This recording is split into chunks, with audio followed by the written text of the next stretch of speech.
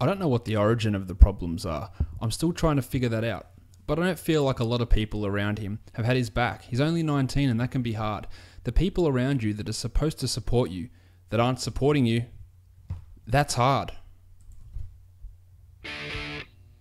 You are Locked On Fantasy Basketball, your daily podcast on fantasy basketball. Part of the Locked On Podcast Network, your team every day.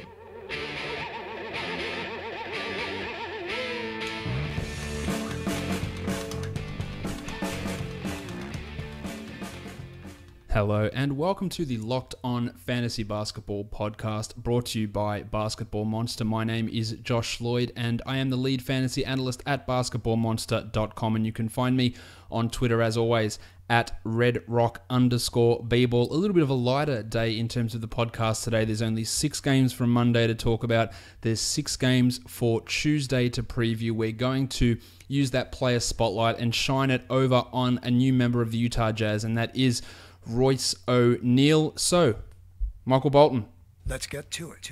If you are watching this on YouTube, you will notice a new introduction to the show. So shout out to Michael Edelman, who produced that animation for me to begin the show. Big thanks to you, Michael, for your great and very speedy work in getting that opening title sequence animated for me. I'm still got to work out the kinks in terms of me actually producing the show and the video and getting it all timed right, but I enjoy how it looks, and I hope you guys do like the work that Michael put into doing that new intro screen for the show.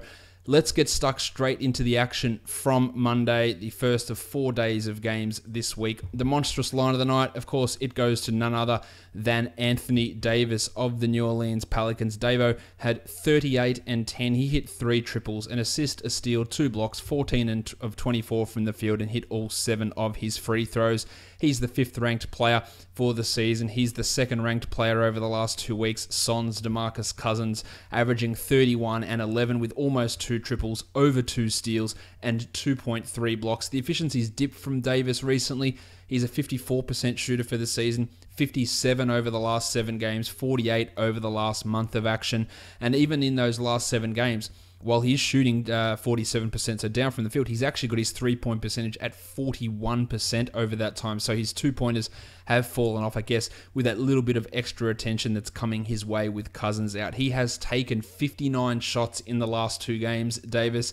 He has put up 82 points in those 2 games, 27 rebounds, 7 steals, and 5 blocks. An absolutely ludicrous bunch of performances from Davis in those last couple of games. I think he's got a real chance to finish this season as a top 2 or top 3 guy from here on out. Continually putting up, well, his numbers for the year, was it 27 and 11, 2.5 assists, 2 blocks, 1.3 steals. Playing a little bit more center, maybe he can get those blocks up to 2.3 or 2.4, and hopefully he gets that efficiency back. We're still always going to have that marginal worry, I guess, with his injury. You know that I'm much less worried about that than what many others are. I think he's got a chance to exceed 75 games this season, and that's going to be a real huge result, along with big minutes played for Tone Davis. A big performance from him. The waiver wire line of the night goes to Mario Hezonja of the Orlando Magic. 24 and 6 for Hezonja, 3 triples, 4 steals, 3 blocks, 8 of 14 from the field, and 5 of 6 from the free throw line. He has been killing it with Aaron Gordon out, the 66th ranked player over the last month, and that performance is really hard to ignore. You do have to look, should I be adding Mario Hezonja? And while Gordon is out, absolutely you own Mario Hezonja. He's putting up these numbers. He's shooting the ball efficiently. He was a piss-poor shooter last year, true shooting of 45%. He's up at 57 this year. He's at 65% over the last 8 games, averaging 16.5 and 5, 2.5 triples, 2 steals, 0.8 blocks. Yeah, with that huge shooting percentage, 49% on threes there as well. In those last 2 weeks, he's a top 30 player. That's how well he's been playing. The common refrain I'm hearing is he a must-own guy? And at the moment, yes. But when Gordon comes back, and to a lesser extent when Nick Vucevic comes back, it's going to have an impact on what Hezonja can do. And the most common question I'm getting at the moment is this level of production, is this level of playing time sustainable for Hezonja? And you have to think the answer is no.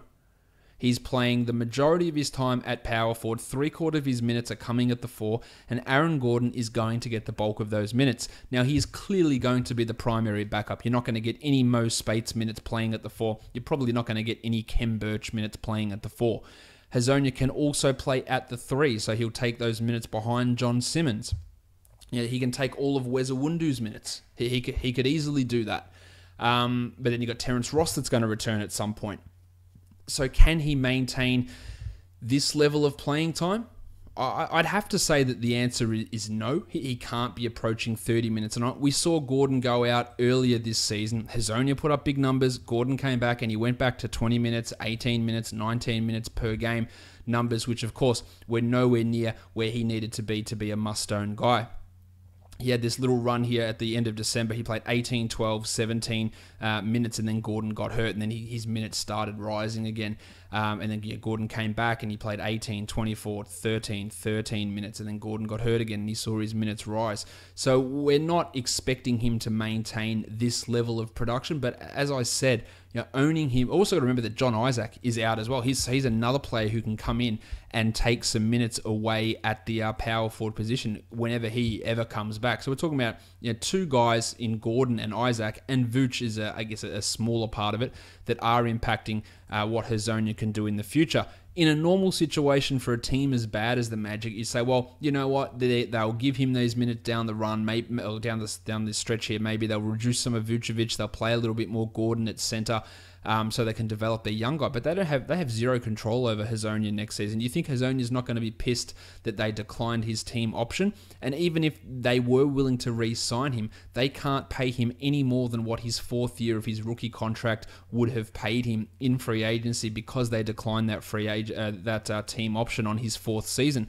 So he, like a guy like Jahlil Okafor, like Rashad Vaughn, like Bryce Johnson, these guys are unrestricted free agents. They're not restricted free agents. So Hezonja is very likely not to be with Orlando next season and heading off to another team. So there is very little, and the guy that's in front of him at power forward is Gordon, who is under team control, who is a guy that's younger than what Hezonja is anyway. So it's not like they're going to just say, well, we don't want to see what Gordon can do. Let's run Hezonja and try and re-sign him in unrestricted free agency. I love everything that Mario is doing. I'm a huge fan of what he's doing. It's in most cases, it's never a great idea to decline a rookie option, and the Magic are seeing that now. To be fair, Hezonja was shithouse last season, but rookies in their first 2 years often are pretty piss poor, and it's the 3rd and 4th year that they really take steps forward, and we're seeing that from Hezonja now. Really interested to see what he can do next season on another team. Can he find himself a starting role? Maybe, but he does fit, I guess, prototypical new stretch fours, a undersized guy who can move, who can pass, who can shoot. Defensively, he still has some issues, but it's going to be an interesting free agency for Hezonja, and really interesting to see how they manage those minutes in Orlando. I could be wrong. They could still give him 30 minutes a night. I just don't really see how that's going to happen for Mario, unfortunately. The young gun of the night is Benny Simmons of the Philadelphia 76ers. 13, 6, and 6, 4 steals and 3 blocks, missing the 5x5 by a steal and 2 blocks. 6 of 8 from the field, 1 of 2 from the free throw line. Simmons remains the 26th ranked player in fantasy this season, averaging 16.5, 7.5, and 7.5, with 2 steals and a block on 53% shooting from the field. Still yet to attempt a single 3-point shot that wasn't a end of the buzzer heave. I don't think he's ever going to take one, to be honest. It just doesn't appear likely at this point that he's going to take a 3, but he's still able to score efficiently and provide fantasy value for us. The free throw percentage is a problem, and you probably do need to be punting free throws, but Simmons has got comfortable top 20 upside for the rest of his career. Maybe he never gets to be a top 20 guy or a top 15 or top 12 guy because of the lack of free throws and the lack of three-pointers, but that potential 28 and 8 with 2 steals and a block combination, which he could offer at some point, is very, very tasty for fantasy. He looks good, and the shooting could come around at some point that maybe he can be a guy that gives you 0.3 triples, Giannis Antetokounmpo style, although he's clearly a more hesitant shooter than what Yanni is out from deep. Another big game from Simmons, continues to put up the good numbers. The Rookie of the Year battle is going to be very interesting. I'm still in the Simmons camp. He hasn't had a single-digit scoring game since he had 6 points against the Grizzlies on the 22nd of January, so a big string there. Some multiple triple-doubles, some big assist games. He's had, in his last 4 games, he has had 12 steals combined, and he has also had 6 blocks in his last 4 games. So putting up some very, very big numbers at the moment. Benny Simmons, he is your young gun of the night. The dud of the night.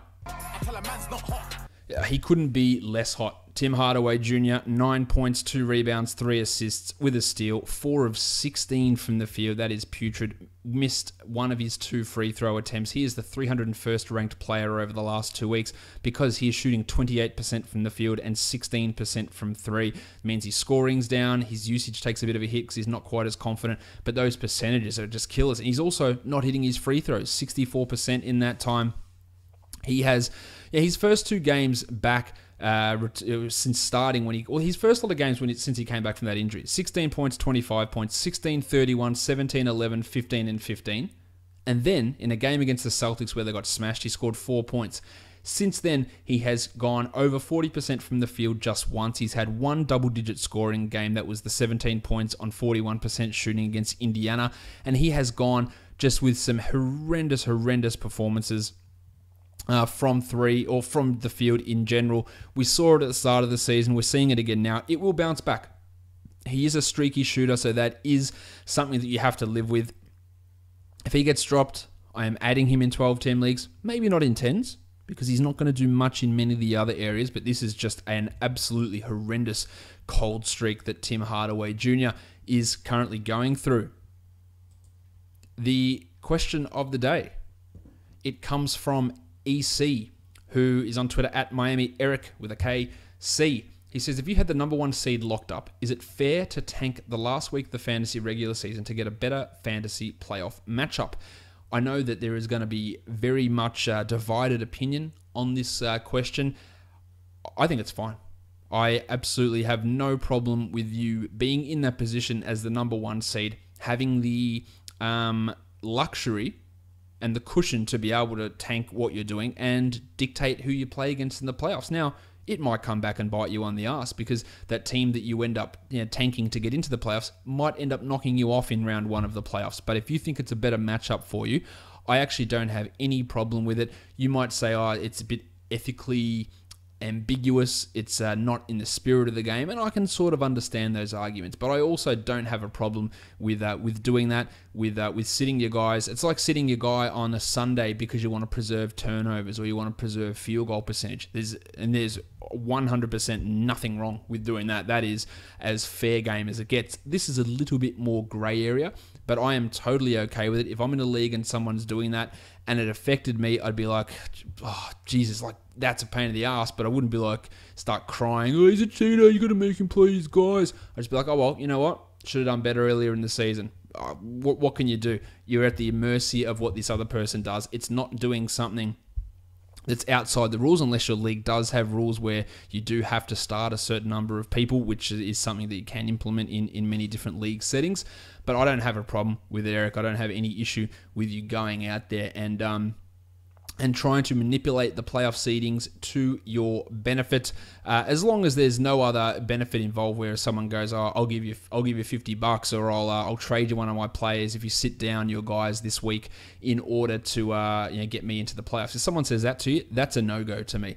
Doing it for your own team's benefit is totally fine. But if someone says to you, can you bench all your guys so that he loses, or so that I win, or whatever, and in exchange I'll give you a Dutch rudder, or I'll give you a box of cookies, or I'll trade you Donovan Mitchell for Kent Bazemore.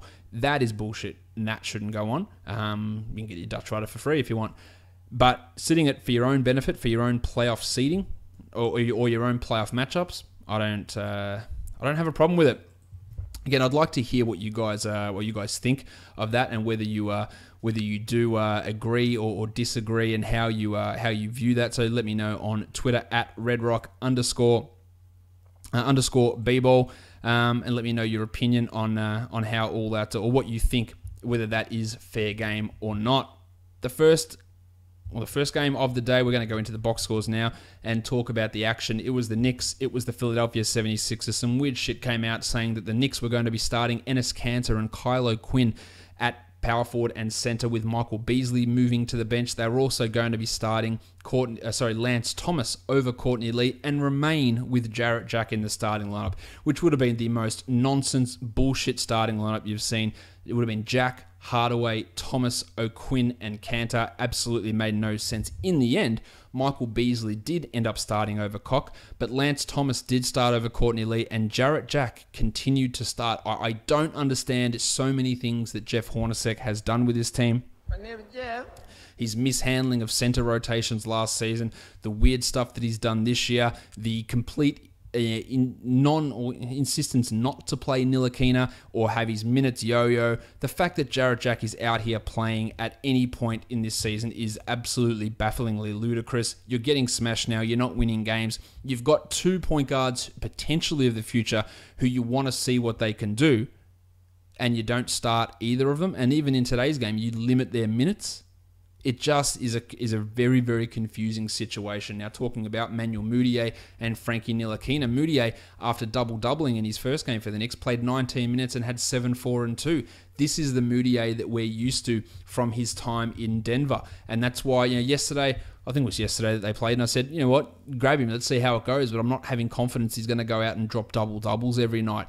I didn't expect his minutes to go as low as they did, nor did I expect Ntilikina to go from 30 minutes to 21 minutes. A weird situation when you've said, we're going to develop our young guys, we're going to play all our young guys. Now, unless Hornacek is just absolutely married to the All-Star break as some sort of arbitrary bullshit cutoff point, the fact that you did it in one game and then you go, oh, shit, not the All-Star break, I better go back and give Courtney Lee 30 minutes and play Jarrett Jack double the playing time he had in the other one, so we can really limit what Mudiay and Ntilikina can do. If you're doing that just because it's not the All-Star break, then get out of here, Jeff. He is a bad coach, and he is the next one. After Kidd's gone, after Watson's gone, he's the next one in my gun. He needs to go. He is a bad coach. As for Lee, moved to the bench, had 18 points, one of his best performances in recent memory, 3 triples in 30 minutes. I would not be owning Courtney Lee in 12-team leagues. I think the 20 minutes that he saw in the last game the Knicks played is more representative of what we're going to see from him moving forward, not this gunning 18-point efficient night in 30 bench minutes. Kanter had 17 and 13. Beasley had 22 and 5 in his 39 minutes, while Cock, listed as a starter, went to backup center, played only 12 minutes and had 4 and 2, while Luke Cornett, another young guy you're trying to develop, played the last 4 minutes of the game in garbage time, did not see the rotation at all. So again, confusing messages coming out of the New York Knicks. Onto the Sixers, Tim McConnell, Timothy John, TJ, 10, 10, and 11 for a triple-double in 37 minutes, 6 steals. Point guards, man, they can go off against the Knicks. So I think we talked about that. Yeah, I'm pretty sure I mentioned McConnell's name in passing in the DFS section yesterday. Did not think he'd go off as much as this. Šarić had 24 with 4 triples and 4 rebounds. Another nice game from him. McConnell got some extra playing time with Justin Anderson hurting himself. That also got Timothé Luwawu-Cabarrot back into the rotation, although I don't think that'll stick. We didn't get Marco Bellinelli's debut here. Joel Embiid picked up some early fouls, only played 24 minutes, 17 and 6. Yeah, that's fine. It's a subpar game for him, but still pretty solid. That meant that we got way more Amir Johnson, 25 minutes for Amir, 5 and 3. No Richaun Holmes, because completely out of the rotation entirely in Philadelphia. Let's move on to the next game. The New Orleans Pelicans and the Detroit Pistons.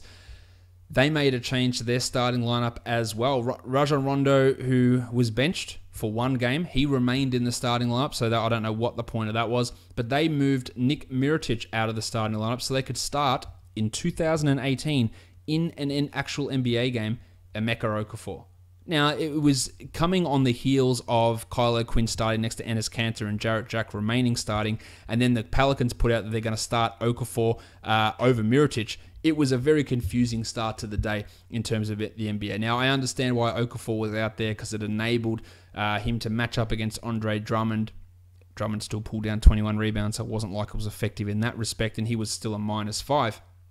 But it enabled Davis to start the game off not playing at center. And Mirotic still got his minutes, a little bit less than before. He played only 29 here, and Okafor played the fewest minutes out of the 4 big men that they used. So really not a huge disaster, although Okafor had literally played 2 games for this team and was in DNP CD in the game before. So a weird decision just in that respect. Sheck Diallo continues to look good, 4 and 5 with 2 blocks for Diallo, a nice deeper league guy, while Mirotic 21 and 12 with 4 triples and 29 minutes. As for Rondo, 30 minutes, 8, 5 and 8. I think he is probably the player that I have the least idea about what his role is going to be on a night-to-night basis. He played like 44 minutes and had a 20-point triple-double in his last game. He played 30 here and had 8 points on 8 shots. And then 2 games before that, he played like 21 minutes. I don't know what his minutes are going to be day to day. If you need assists, hey, take a flyer. He does tend to play a little bit better without the 2 big men in there. We've seen that when Davis has been out, but since Cousins has been out, it hasn't really materialized until now. So it'll be interesting to see what happens with him as we move forward. Darius Miller copped a cut in the head. He returned 12 points in 30 minutes, while DeAndre Liggins, 6 minutes for him before hurting his hip. Each-one more also really in foul trouble, 4 fouls in 14 minutes. That's the reason for the low playing time, while Drew Holiday had 21, 3 and 12, 2 steals and a block, and his big year continues. The Pistons looked absolutely discombobulated. They looked like a mess. They weren't working at all on defense. Ish Smith was putrid. Jameer Nelson was getting big minutes. The rotation was all over the place. Luke Kennard did not play at all in the first half. They had Nelson and Langston Galloway playing ahead of him, but then he played in the second half and had 5, 3 and 3 in 12 minutes. This is a guy, Luke Kennard, by the way, who before the trade, Stan Van Gundy said, we are going to be playing him 25 to 28 minutes a night. Avery Bradley left, someone who played at Kennard's position. No one came into that spot, and his minutes went down. So we can only base shit off what coaches say, but they talk out of their ass more than almost anyone in any sort of environment. They say shit that literally they do the exact opposite of, and I know they don't have to tell the truth to the media, but why say it at all? And especially like when your fan base wants to see this guy out there and you go, well, we're going to do this, we're going to give him an opportunity, and then you just play him fewer minutes and he still plays well. It's not like he has been bad. He has been very, very good. Obviously not as good as the guys picked ahead of him, but he has been very, very good, Luke Kennard. Blake Griffin was horribly inefficient, 21, 6 and 3. Shot 6 threes and only hit 1 of them. There's still some nice numbers for Blakey. Well, Drummo had 13 and 21 with a steal and a block. Stan Johnson, I think Stan Johnson's not going to be a 35-minute guy anymore. He played just 28 here, had 10, 3 and 2 because Jim Ennis is now in the rotation. He played 12 minutes. And if Stan Johnson's not going to play 35, if he's going to be 28 again, and it's not like the two Stans haven't headbutted at times, saying that he's not like this big love child of Van Gundy. Hey, mate, we're in the Stan Club. I'm going to play big minutes. I felt like maybe he was doing that out of necessity, and now he's got another option. We're not going to see these big minutes from Stan, so he is definitely on the drop precipice. Jameer Nelson, 20 minutes. Yes, this is 2018. 12 points with 5 assists for Jameer, running things, playing a lot of minutes. Deeper leagues, those assists are really nice. 16-team leagues, they can be valuable. While Langston Galloway was a DMP CD last game, and he was back into the rotation in that first half ahead of Kennard. Van Gundy just doesn't seem to know what he's doing with his team at the moment. He's all over the place. Ish Smith was shit. He is not a good player. I don't like Ish Smith as a player at all. And I think we're starting to sort of see that come to fruition. 11 and 6 in 24 minutes for Ish. Reggie Jackson's probably 2-3 weeks away from returning. If there's someone else out there, if you want to open up a streaming spot, I don't think that it's the worst thing to go and drop Ish. The LA Clippers and the Brooklyn Nets. Centers, Nets, always a feast. DeAndre Jordan, 16 and 17 with 2 blocks. The Rooster, 35 minutes for Gallinari, 16 and 5 with 2 blocks. Clear must-own guy and looks for a big season. But one thing, again, another coaching weirdness thing. Miloš Teodosic was back, so that meant that Austin Rivers started at point guard, and I think Rivers is a decent player. I am a pretty big defender of him. I think he's one of the toughest blokes in the league. Real tough guy. Can score, can do things. Also seems like a real irritating prick at times as well. And the decisions of him, and I've defended Doc occasionally about playing him because I think he's worthwhile. But there is no situation in the world where Austin Rivers should play 35 minutes and Lou Williams plays 30. and Miloš Teodosic plays 16 and Avery Bradley plays 28. You're running 4 guards, and Rivers, 2 games removed from a heel/ankle/Achilles issue, he is playing the most minutes out of everyone. It is nonsense. It shouldn't happen. But if it's going to happen, then Rivers' scoring ability can be useful in fantasy. As for Miloš, I'd be happy to drop him if this is the bullshit that's going to go on. Austin Rivers also not a point guard, not a distributor, not a facilitator. So I don't really understand why we'd be getting him out there. Ty Wallace out of the rotation now as well. Toby Harris had 10 and 8, and Montrezl Harrell, the table, had 15 points on 6 of 6 shooting, of course, in 12 minutes. The limited minutes there. Look, he's a nice deep league guy. He puts up good per minute numbers, but the minutes just aren't going to be there to really translate it. Outside of the questions about is Mario Hezonja going to be able to keep up these numbers moving forward, the second most questions I got was what's going on with Jarrett Allen's minutes. Only 18 minutes in this one, no foul trouble. He played well, 8-4-2 with a steal and 2 blocks. Well, much like the game against the Pelicans where Anthony Davis toasted him early, John Red Jordan had like 6 boards in about the first 4 minutes and was cooking him early, and Allen was not matching up well.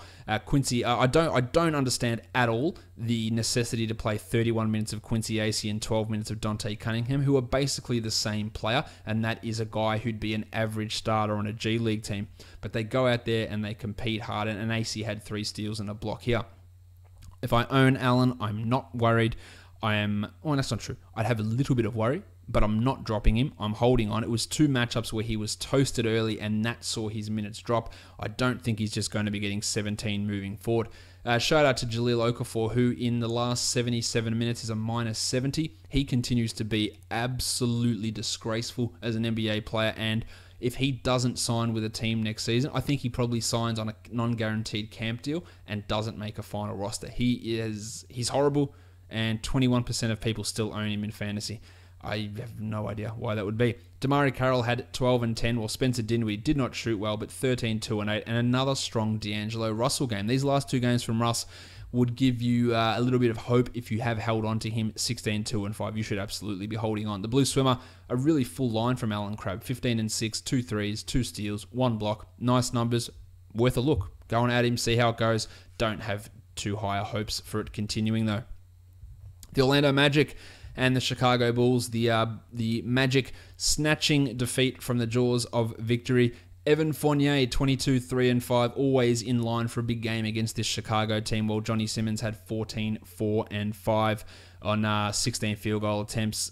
He's absolutely someone to own now. I just don't see it persisting for the rest of the year. Bismack Biyombo, another guy who I don't really rate at all. He played 21 minutes without Nick Vucevic back. He is absolutely fine to drop 10, 4 and 2, while Kem Birch played 26 and had 4 and 8. Interesting to see how they find him minutes. Do they play him over Biyombo? I'd have absolutely no problem if they did that once Vooch returns. DJ Augustin and Shelvin Mack. The first game when Alfred Payton was traded, it was Augustin who went off. The second game, it was Mack. The third game, they were both just horrible. 22 minutes for DJ, 5, 2 and 3. 26 minutes for Mack, 5, 3 and 6. With such uncertainty, and I think we might see Alfred Payton play really well in Phoenix, and the lack of confidence, the jerking around of roles and minutes, I think we might be able to apportion some of that blame onto Frank Vogel, because he's doing it again here. Just no consistency with what any of these guys do. I'd still own Augustine over Mack, but I'd maybe give him one more game in a 12-teamer to really sort this shit out, because this inconsistency is going to be a problem. Onto the Bulls, Zachary Levine, 18, 7 and 5. That's pretty strong. The Bulls, again, have 2 players in their rotation who are veterans who are going to see reduced minutes. So, therefore, Justin Holiday played 35 and Robin Lopez played 26. And these players that they're waiting for some bullshit, arbitrary all-star break. Chris Felicio, who was in the rotation when Nick Mirotic got traded, has now been a DNP CD in 3 games. And Paxson comes out. We're definitely going to see Payne. We're going to see Felicio. We're going to see Zipser in the rotation as we move forward. Well, play him now. What is the point of giving Robin Lopez 26 minutes a game now when you've already said that in 2 games' time that's going to change? Felicio was in the rotation, and now you take him out. Chris can't play out because it's not the All-Star break, mate. Once the All-Star break ticks over, go at it. Do whatever you want. Just weird. Robin Lopez is going to be a droppable guy. Justin Holiday, again, the only other veteran player in this rotation, is going to see a lack of minutes. He's going to drop at some point. But Denzel the Hammer Valentine started, played well, plays 18 minutes so that Holiday can play 35. It's bullshit. David Nwaba, why is he down at 14 minutes? Now, Holiday has been solid this season, but there's absolutely no need to play him minutes like this. Punch Bob Shipbloke had 19 and 7 in 26 minutes, 3 triples and 3 assists. Nice numbers, should be owned, while Lowry Markkinen had 21 and 8, and Jaren Grant was solid. 14, 6 and 7 with a 111. I think he's not even in the rotation after the All-Star break as they give those minutes to Cameron Payne. But we will see. That's the read that I've got up. But when these people say stuff, so many times it just doesn't come true. We will see whether that actually does come true, whether the Payne is in the rotation or not. The San Antonio Spurs and the Utah Jazz. The Spurs are without LaMarcus Aldridge for this game and for Tuesday's action. He'll be out until is he going to play in the All-Star? I didn't hear whether he will actually play in All-Star. He's going to be out up until then. Will he play there or will he return after the break? We'll have to see. That meant that Pau Gasol started. He played 33 minutes, 15, 5 and 6 with a steal and 2 blocks. And I would be 100% floored if Pau Gasol plays in Denver on the second half of a back-to-back, one game before the All-Star break. I would be stunned. Davis Bertans, 12 and 4, 2 triples, 1 steal, 3 blocks. He's becoming interesting. I'm adding him in 16s, and I'm probably looking in 14s. He's starting irrespective of Aldridge's injury, and he hits threes, he can score, but adding some other things, the steals and blocks, makes him an interesting guy to pay attention to. Joffrey Laverne had 10 and 5 with 15 minutes. Could be a really good stream for Tuesday. Kyle Anderson, 16 and 5, and DeJounte Murray returned from his ankle and had 12, 4 and 4 in 29 minutes, while Pat Mills and Tone Parker were just horrible. 0 points for Millsy and 6 for Tone. Onto the Jazz. They have won their 10th straight. Jingling Joe Ingles, I am just on fire. I cannot believe what he's doing at the moment. He had a cold stretch around Christmas time, but he is crushing at the moment. Of course, he is a must-own guy. 27 and 5, 4 triples and a steal, killing it at the moment. Yes, there is no ravishing Rick Rubio, so he's getting a little bit more playmaking. But with Rocket Rodney Hood gone, there's more opportunities to up his usage. The return of Rudy Gobert is making it easier, and he is thriving. Favors was great as well. Closed the game over Gobert because he was playing so well. 19 and 7 with 3 blocks. Only 25 minutes, but played well in that time. While the Don had 25, 7 and 5 with 3 steals. Shot horribly, 32%. That's 28 attempts, 9 makes. But those numbers, raw numbers, are good. Gobert, 10 and 12 with 2 steals and 2 blocks. And Jay Crowder, not a bad 12 team. Let's see what happens. Looks more comfortable in Utah. 14 and 3 with 3 threes. And that's not a great line, but it's worth just adding and seeing how it goes. Alec Burks, someone told me, I don't know where it was. I think it was. I'm sure it was on Twitter because that's a bastion of intellectual conversation all the time. Especially when your tweets get retweeted and you find the people who don't follow you that come into your mentions, like the Derrick Rose people who, again, have found their way into my mentions today, and it is an absolute joy to see the level of insanity that goes with that. This one, let's tie it into Utah. Derrick Rose was waived by Utah, hasn't signed anywhere, of course. He's what other point guard? Derrick Rose has played 1 quarter as the actual point guard, apparently, according to this bloke, all season. In the last 2.5 years, he's only played 1 quarter as a point guard. He scored 16 points in that quarter against the Wizards, and he shut John Wall down for the entire game, and Wall scored 13. Only 2 point guards in the entire NBA can do that, and that's Westbrook and Rose. So 1 quarter of good scoring from Rose then extrapolates to him being a top 2 point guard or being in that group with Westbrook. I also threw back to him then, if he's only played 1 quarter as a point guard, then how does he get credit for shutting John Wall down for an entire game? Didn't get a response to that because logic is not something that follows these guys around too much. But this is a big segue from someone who told me that Alec Burks was better than Rick Rubio and Rocket Rodney Hood. He played 8 minutes here, Burksy, and he is struggling. Royce O'Neale, he is going to be the player spotlight today, so we'll talk about him a little bit later. The last game of the night, just brutal stuff. Again, Phoenix Suns. Lord Alfred Payton started out on fire. 29, 8 and 5, 61% shooting. Hit 2 triples as well on 4 attempts. He looked really good, but this is a team without Devin Booker, and they're never going to go very far without Devin there. Joshy Jackson, 8 points, 18 shot attempts. That is atrocious. That is as poor shot selection as you can get. Josh Gray, not too much better, 2 of 11 for 5 points in 17 minutes. I think Jackson is a 12-team borderline guy, but I think that when Booker does return, he's going to find it hard to get enough playing time to really be this guy that we did see step forward. Tyson Chandler was back, of course, immediately back into starting. 18 minutes, 8 and 9 for Chandler, but at least it was only 18 minutes. Dragan Bender at power forward. A player spotlighted him yesterday, talked about how in the past he'd been a really poor fantasy contributor, but it started to look a little bit more aggressive, but I didn't love him necessarily as a fantasy producer, and this is why. 3 points, 3 rebounds in 30 minutes with a block. Started at power forward and should absolutely remain starting over Marquise Chris, but not a good output. Chris only played the 18 minutes. I think he's pretty safe to drop in all standard leagues. On to the Warriors. Well, Steve Kerr let the Warriors coach themselves in this game.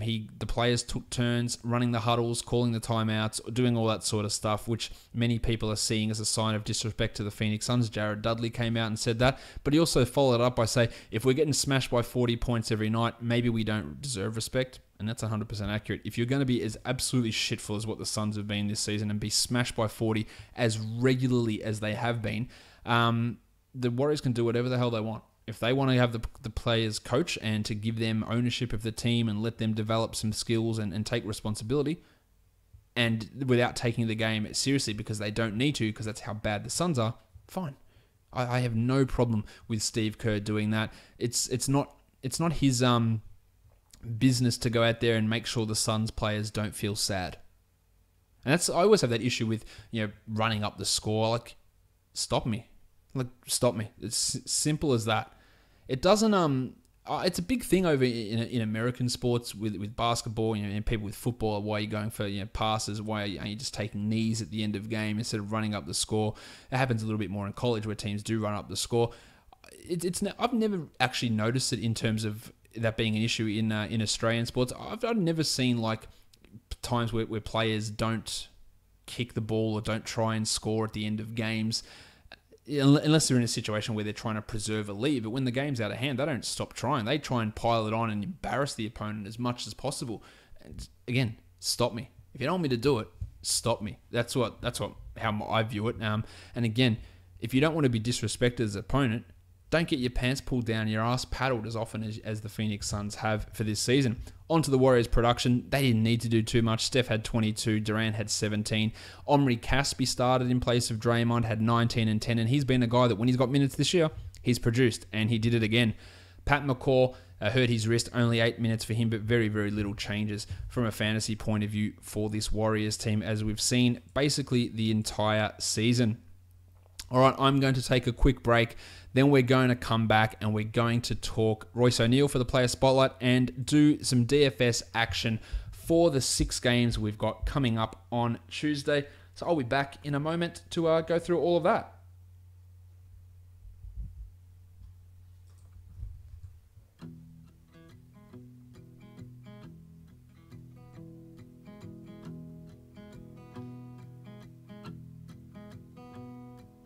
Are you still walking so softly after all of this time?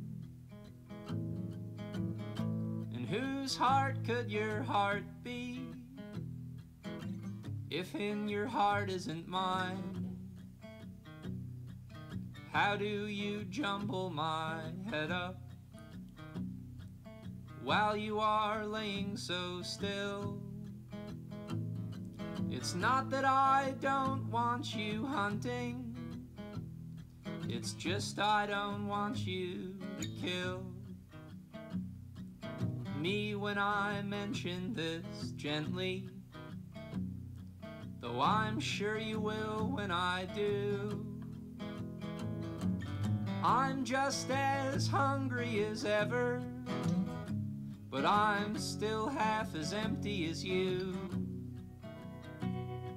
So how do you get me to thinking about what I'm sure is in store?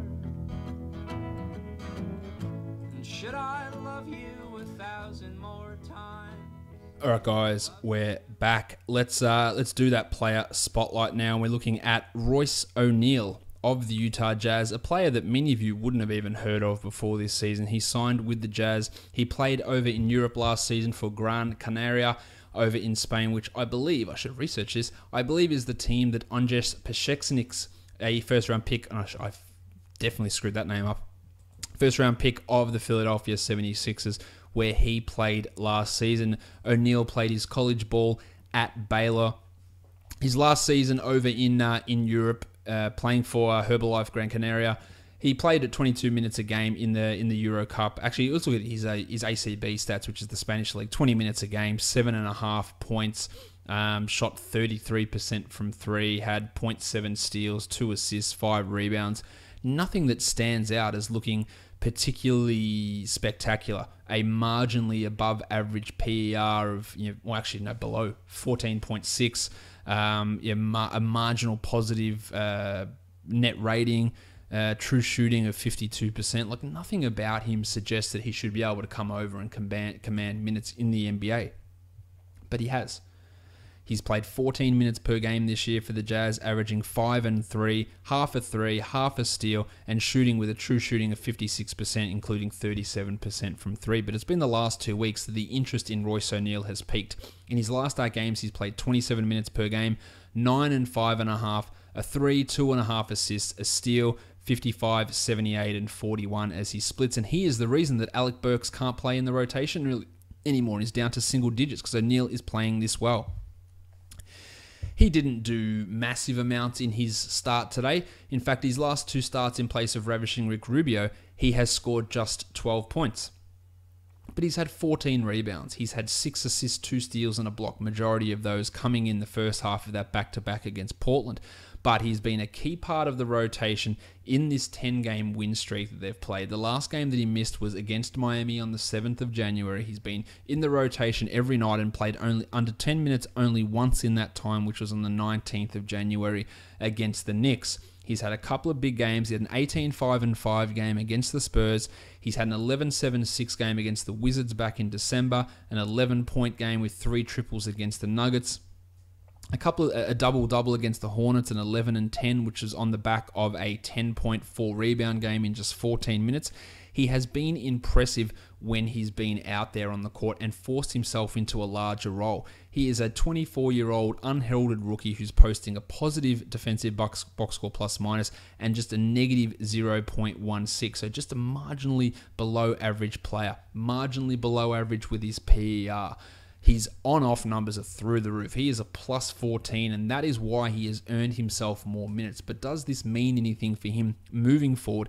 Does it mean anything for him as we look to his long-term fantasy value? Well, as I said, he's 24 and a half years of age.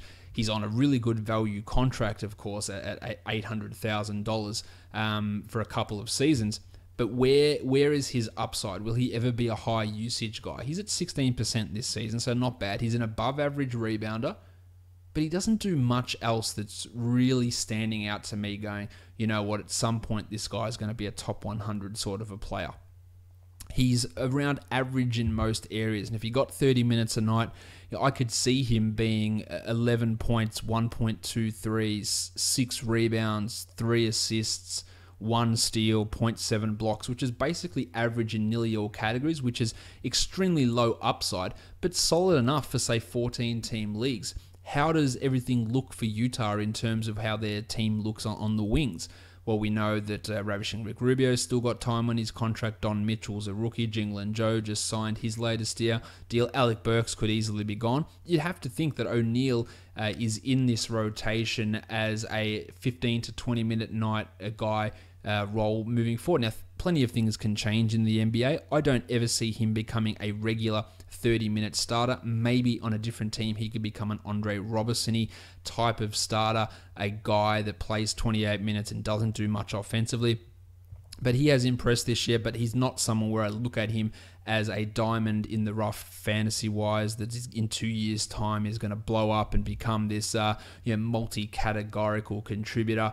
He contributes in very small doses in those categories, and it's not something where we look at him and go, yeah, it's great value for him this season or great value for him in seasons to come. But the numbers recently, they've been okay, A lot of that fueled by some increased efficiency, where he's the 115th ranked guy in the last 2 weeks because he's shooting 55% from the field. So very little to see in most leagues. We're looking at probably 16-team league sort of a player, maybe even a bit deeper than that. But while while Rubio is out, then there's a little bit of something there, but it's unlikely to see him ever really becoming a staple in 10-team leagues. But it's a great story and a huge part of what the Jazz are doing, a real integral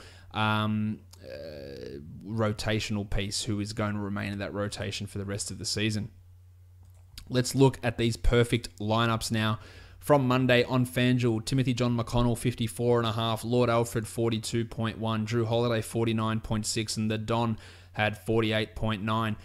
Itsa Me, Mario Hezonja had 51.2, Jingle and Joe had 36.9, Benny Simmons, 47.2, Derek Favors, 42.1, and Pau Gasol at 50. The total is 422.5, and that cost $58,300 on DraftKings. Drew had 49.25. The Don had 48.25. Itsa Me Mario had 46.5. Pau Gasol 49.75. DeAndre Jordan had 44.25. Timothy John had 54.5. Jingle and Joe had 39.25. And Lord Alfred had 45.5. That cost... Actually, no, it didn't. It gave you 377.25 points. And it cost $48,800 dues. There are 6 games that are on, the same that we had on Monday. We've got another 6-game slate followed up by a 12-game Wednesday. The first one of these 6 games is the Miami Heat and the Toronto Raptors. I've got my Heat Miami Vice t-shirt on. I don't know if you can see it. I'm gonna push myself back from the mic. So it arrived today. I'm enjoying the sexiness of it. I'm gonna push back and you can see it on the video. There we go. A very, very sexy t-shirt. I look forward to for getting that out there. Actually, I got it out there in public today. Look forward for that, making it into my regular rotation. The Heat take on the Raptors. Raptors favored by 8. The total is 206.5 points. The Jedi, OG Anunoby. Hello there. He is questionable with a sprained ankle. The injury doesn't appear serious, but there's a chance that he sits this one out. If he is out, Storm and Norman Powell will get those minutes, but not really going to be too much of a DFS guy. At point guard, Kyle Lowry. There's a chance that this one isn't a 20-point blowout, but at 7,600 against a team like the Heat, who's quite restrictive against opposition point guards, I'll probably sit out the Lowry situation. Tyler Johnson at 4,200. He had a strong game in the last one, Tyler, with Dragic in foul trouble. So don't look at that 35 minutes from Johnson or 35 points from Jono in 36 minutes and go, well, that's going to happen again, because Dragic was in some significant foul trouble. So I think that Tyler's a fade guy. DeLon Wright at 44. Freddie Van Vliet at 5,000. I don't see huge upside in those prices, while the Iron Shoulder Goran Dragic is at 7,000. The matchup is okay. He's done fairly well against the Raptors in the past. I don't hate using him. There are better point guards out there, but I think he's an okay option. At shooting guard, I love DeMar DeRozan here. 8,200 for DeMar. I think the game's closer. He does well against Miami. Joshie Richardson can cause some problems for guys like DeRozan, but I think that he is a strong 40-point play here. The Jukes at 3,700. Tournaments only for him, while Dwayne Wade at 47. I wouldn't want to do anything with that. At small forward, Justice Winslow's at 37. Will he continue to start? Maybe. He is a upside guy with very little upside, meaning a player that I don't want to use. CJ Miles at 38. He dropped 36 in the last game. That's probably the last time that he is going to do that this season, so I'm not really interested in going back to that well. While Joshie Richardson at 6,700. He's been putting up some strong numbers, but it's a negative matchup. I think this is a fade type situation for Josh. At power forward, you've got Bam Adebayo for some reason. He's at 5,400. He had 54 the last time he played the Raptors, which is obviously a monster number. I don't feel comfortable about relying upon him for cash, just because Whiteside could play 32, Whiteside could play 22. Kelly Olynyk is out, so he is a really good GPP option here, Bam. I'm just not sure that he's quite the cash guy, because you could get 12 or 13 minutes out of him, and or 12 or 13 points, and that's not going to cut it. Ibaka at 5,400 has been nowhere near where you need him to be. Low upside, low floor, not interested. Siakam at 43, Jim Johnson at 43. Jimmy Johnson, man, he has made us whatever the opposite of proud is. Shameful. this season. He has not been good. After a little stretch early in the season, he has been piss poor. He can be dropped in standard leagues, and I don't want him in DFS. Jakob Poeltl at 42 as a centre, no. Hassan Whiteside at 76. It's too risky to use Whiteside in my opinion. While Valanciunas at 71, I still can't get over the risk of Jonas. I still think there's too much risk in using him at that. He's crushing it every game that he plays, but I still cannot bring myself to consider him a cash guy, especially at an elevated price like 7,100. On DraftKings, I like DeRozan a lot at 81. I like the Iron Shoulder at 64. Both of those are cash and tournament sort of players. Lowry at 72 has a bit more appeal on DraftKings. Valanciunas at 6-1, I would maybe use that in cash. It's definitely just piquing the interest there, but not locking fully in. While Joshie Richardson at 58 is a GPP guy. I'm not happy or not ready to fully lock in on Josh Richardson as a cash guy just at the moment. Let's go to the next game. Who is the next game? We have got the Houston Rockets and the Minnesota Timberwolves. The Rockets are favored by 2.5. The total is 222. In fact, 2 for 222. Yes, it is. Thanks, Richie.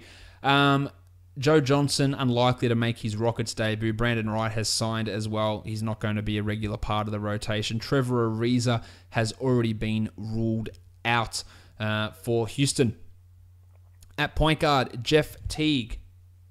My name is Jeff. He had a pretty solid game in the last one. I think that he's a 6,100. I think he's fine to get 30 points. Absolutely okay with using him. While Chrissy Paul at 96, okay with using him as well. They both don't have great options by the matchups by the metrics, but I still think that they're worth throwing in there. Tyus Jones, no. At shooting guard, Wiggo at 6,200. I know it's always a tough ride to use Andrew Wiggins in cash games, but he has been really consistent lately, and I think that he can be a 30-point sort of a player. He's probably more of a 28 to 29, but Fanjul's pricing is quite tight, so I think you're getting 29 to 32 out of Wiggo is fine at that sort of salary that he's at. Eric Gordon at 47, I don't want anything to do with that. Jim Harden at 11.3, smash all over it. Absolutely love that price for Jim Harden. At small forward, Jim Butler, 9,700 for Jimmy. He has struggled in the past against Houston. The matchup, though, really does work in his favor here. I think that he is absolutely okay to use. PJ Tucker, Nemanja Bjelica, or Gerald Green. Maybe Gerald Green at 4,200, but I think that elevated price away from minimum absorbs a lot of that value. At power forward, Taj Gibson's at 54. I think Taj is getting you 20 almost every single time. His lowest score in his last 5 is 21, so I think you should feel pretty comfortable with throwing Taj out there for cash. Jang at 36, Ryan Anderson at 36, and Marmute at 43 are a trio of guys that you shouldn't use. At center, Karl Anthony Towns, 9,400. Get in there. He has played very well against the Rockets, averaging 66 the last 3 times. I am all about Townsy here, one of the best plays out there on the board, while Clint Capella at 83. Capella's played well lately, no doubt about that, but I think that is a little bit too high, and I would not be interested in using Clint at that sort of a price. On DraftKings, really stackable here on DraftKings this game. For cash and tournaments, Taj at 53, Teague at 6,000, Butler at 93, Townsy at 92, Paul at 91, Jim at 11,000, Jim Harden. They are great numbers. While Wiggo at 62 is more of a tournament guy, not really looking to get him in cash, but tons of value on DraftKings for this game in particular. Let's go on to the next game. We've got the Cavs. We've got the Thunder. No update really on Carmelo Anthony and Russell Westbrook. They did participate in practice. It was a non-contact practice. They are both questionable for this game. At point guard, we've got Georgie Hill at 4,800. Only played 21 minutes in that debut. I think he plays more here, and I do like George Hill. Probably lean more tournaments, but I think he plays more minutes and has a bigger role. Whereas Fat Face Ray Felton at 5,000. If Westbrook's out, Felton at 5,000. Love it. Totally in on that. As for Westbrook, 12-1. We don't know if he's going to play, but the matchup is as good as it gets against Cleveland, but that's Cleveland without George Hill at point guard, so that could be a little bit different. I wouldn't want to lock Russ in cash just at this stage. At shooting guard, Rocket Rodney Hood's at 5,000. I think that is a fade. The plumber, J.R. Smith, not really interested. Alex Abrines, Jordan Clarkson. I just don't see the value in really any of those guys in this matchup. At small forward, LeBron James. 11-4. Yep, absolutely. Paul George at 10,000. I think that's probably too expensive for Paulie, to be honest. It is a good matchup for Georgie, and he's been playing well. I would consider George at 10,000 if Westbrook is out again, but we don't know that at this point. Cedi Osman at 4,100. If he's got the nod as the starter again at 4,100, fine. Happy to use him for cash. It's not a big enough price to turn me away. At power forward, Larry Nance at 46. Disappointing debut, but can be better. Just be for tournaments. Mallow at 63, I don't care for. Jeff Green, Jeremy Grant, no interest. At centre, Steve-O Adams, really in on him here. Love the matchup for him against Cleveland. 7,100, absolutely. Tristan Thompson, 45. Very little interest in that salary. On DraftKings, LeBron's at 11.5 and Steve Adams at 6.8 are good cash and tournament guys. Well, Westbrook at 11.4 if he plays. I love that for cash if he plays. Otherwise, we're just putting him into a tournament if we don't know the status. And Georgie Hill at 4.9 is in a really good spot over on DraftKings too. Paul George maybe just a little bit too highly priced given the way things are going, or in terms of Westbrook's status. He's at 9.9, so that's probably a little bit too high in that scenario. Atlanta and Milwaukee, Jabari Parker missed the last game due to a back-to-back. He should be back in action. The Muppet John Henson is already ruled out. At point guard, Dennis Schroeder, 7,600. The only one who's capable of really doing anything for this Hawks team, so I'm okay with getting him in there. While Eric Bledsoe at 7,900 could be a crushing here. So I think that it's a little bit hard to use Bledsoe at that elevated price. You got Malcolm Delaney, you got Tyler Dorsey at 37. I'd be looking at Dorsey as a GPP upside guy, and Isaiah Taylor. Hard to use those guys outside of Dorsey. At shooting guard, Bazemore's down to 5,600 because he hasn't been good. I think this is a spot to use Bazemore. Get him while the price is getting lower, and he's got 30-point upside. Chrissy Middleton at 78. Love Middleton here. Don't like the price, but you could use him and have a level of confidence. Maybe not as high a level as you'd want. Tone Snell, the worst fantasy player in the NBA. Shout out to Doug McDermott. 3,500 for Tone Snell. You'd have to pay me that in legitimate cold hard cash, not just Fanjul salary for me to want to use him. At small forward, Antetokounmpo is at 11,800. Yep, that's fine. We feel good about Yanni putting up big games pretty much every time he's out there. While the artist formerly known as Torian Prince, he's actually used to be a basketball player at one point, I believe, has not been representing that at all lately, averaging just 15 points over the last 5. Bad matchup. That is a stay away, but the ownership will be low. The salary is low. He's got 40-point upside in a tournament, multi-tournament lineup situation. Sure, why not? At power forward, Jabari's at 4,400. Not interested in him with the minutes. Ersan Ilyasova or the Baptist. Ilyasova, no. John Collins at 5,100. There is upside there, but of course that's a tournament-only spot. Starting at center will be Thon McCurr, who's at 3,700. He had 21 in the last start in 26 minutes. He's an upside sort of guy. Can hit some shots, can block some as well. While the Undertaker, Dwayne Dedman, monster game from him last time out. Totally fine with rolling with him in cash and tournaments. While Tyler Zeller, if you're going to throw Maker into a McCurr, then you should be looking at Zeller in a different lineup. $200 cheaper, the same ability to get you 20, 25 points.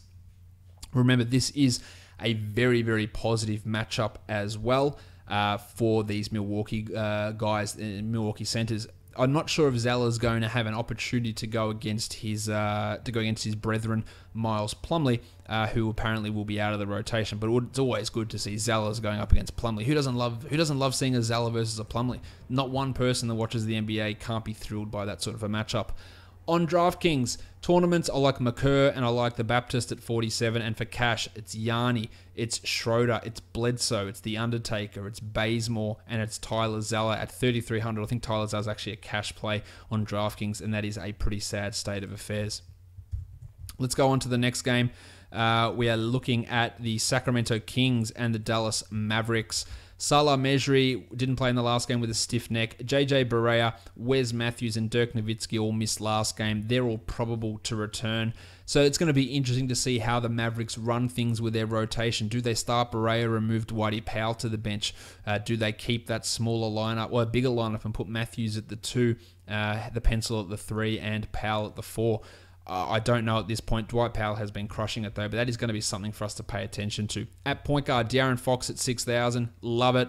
Love it. Dennis Smith at 74. Also love it. If I'm choosing one of those, it's going to be Fox. I love the matchup for him against Smith and the fact that he's cheaper, but they're both in a good spot here, and I could totally use them and stack them in tournaments. Barea at 56, no interest there. Yogi Ferrell, no way. Shooting guard, Wes Matthews, 5,700. Love the matchup for Wesy. He's been playing fairly strongly. I like this situation for him, while Bogdan's at 56, and I'm totally in on him for cash. I think that there is a strong floor, plus he's got 35, 40 point upside. Garrett Temple and Budrick Hield, no for either of those blokes. Pencil at 7,000, I think we'll leave Harrison Barnes. This is a good matchup for Barnesy. That price is probably a little bit too elevated on Fanjul. If it was coming in at 6'2", then I think that there'll be something there. Justin Jackson, Vince Carter, Doug McDirt, no. At power forward, Zedbo, 6,700 for Zedbo. The minutes are there, staggeringly. Not sure I want to spend that sort of amount on him. Dirk at 6,000 is coming off an absolute huge game not that long ago. Not really thinking that's going to happen again. While Dwighty Powell at 6,700, Fanjul has taken the decision out of your hands. You're not using Dwight Powell at 6,700. Cauley Stein at 7,400 has been disappointing, but this is a good matchup. He's done well against Dallas in the past. You're looking at 40-point upside here pretty comfortably, so I do like it. Costa Koufos at 41. Not a horrendous cash play, but also not the best on the board. Let's flip this over to DraftKings. I like Smith Jr. at 73. Cauley Stein at 59 is brilliant. De'Aaron Fox at 63 and Bogdan's at 52. Also a brilliant spot. Barea at 47. Way more interested in JJ on DraftKings. I know my Fanjul has got some nice tournament upside there for him also. Let's go into this last game now. Who is it? It is the San Antonio Spurs, the only team that's on a back-to-back. They're traveling to Denver to take on the Denver Nuggets.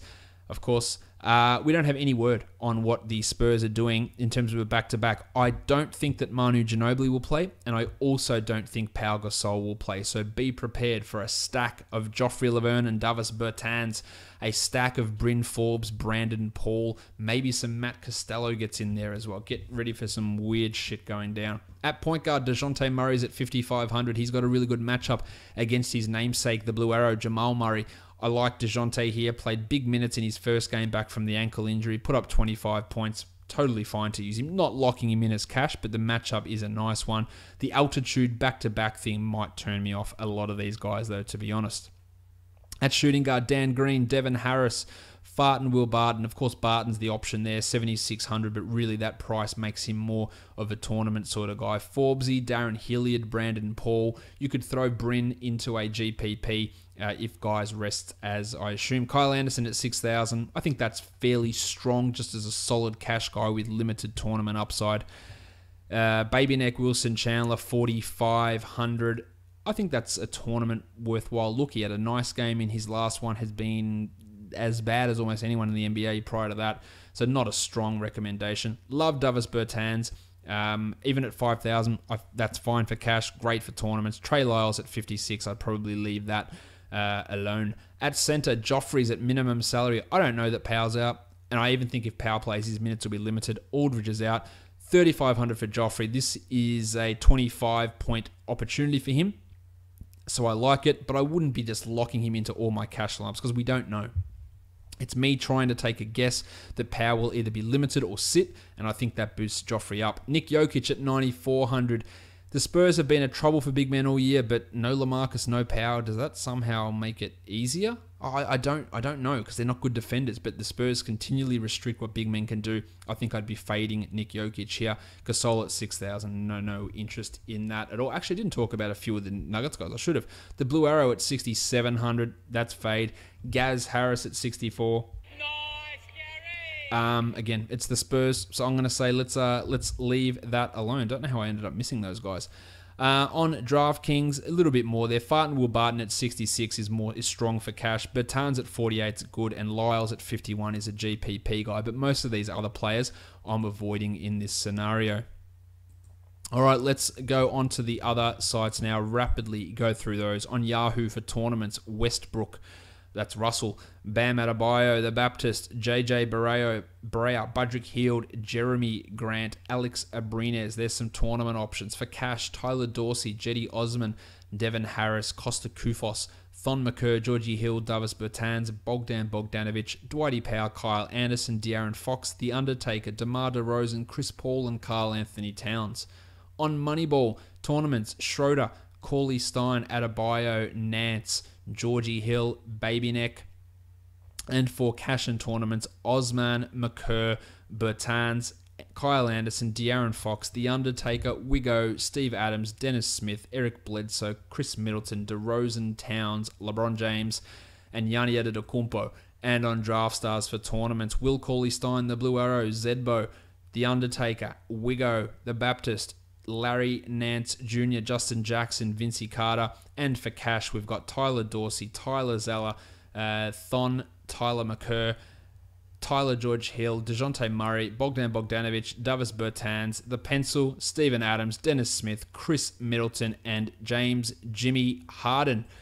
That wraps it up for us today. If you are listening to this podcast on Apple Podcasts, go do me a solid. Leave me a 5-star review. It's the best way of supporting this podcast. You can also find it on Google Play, TuneIn, Stitcher, and on Spotify, and of course on YouTube. Give me a thumbs up. Give me a comment. Let me know what you think about the new opening animation by Michael Edelman, who has produced that for the show. Thank you again to Michael. And make sure you're checking out the rest of the Locked On Podcast Network. Go and follow along at Locked On NBA Net. And a bit of news regarding that. Locked On NBA that David Locke hosts. We're going to be expanding that to 5 days a week at some point in the coming times, and I'm actually going to be hosting that 1 day a week. I will host the Monday episode of Locked On NBA, so me doing some stuff that's not fantasy related and hosting a national NBA podcast, which I'm pretty happy about.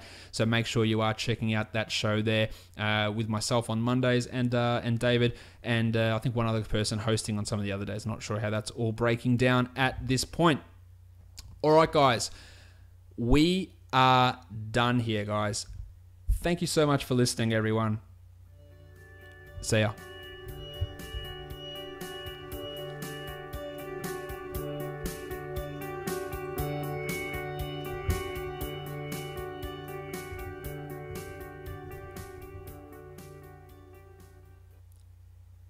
Joel Embiid.